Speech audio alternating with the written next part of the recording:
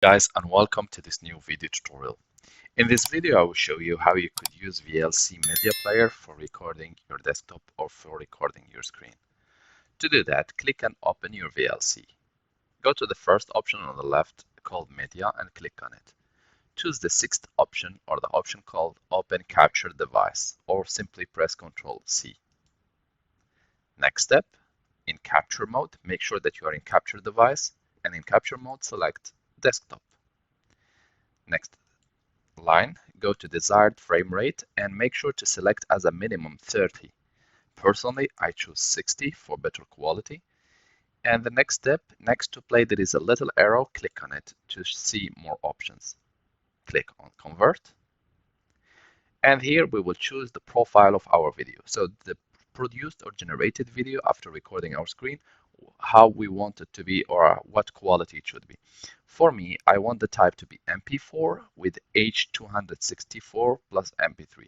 You can choose whatever suits you, and you have multiple options, even video for YouTube with HD and with HD and also for Android. So make sure to choose the codec which suits you the most. For me, for now, I will choose the first option. Next step, destination file is the file where the video produced or generated will be recorded or will be saved. For now, I will select browse and I will make sure that it's recorded or saved under this file.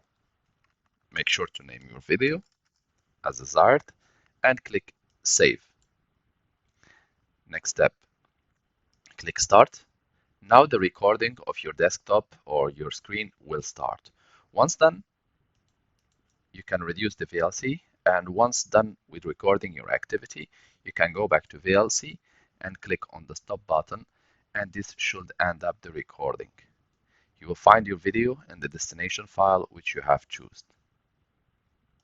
As I said, now that we are finished, we can go ahead and click VLC, and here I have my video which I have been recording. Thank you guys for watching. If you are still in need of help or assistance, you can always write us a comment or send us an email, and we will do our best to help you. If you'd like to encourage us, you can always press like and share, and do not forget to subscribe to get our latest video. Thank you for watching, and talk to you soon in a new video tutorial.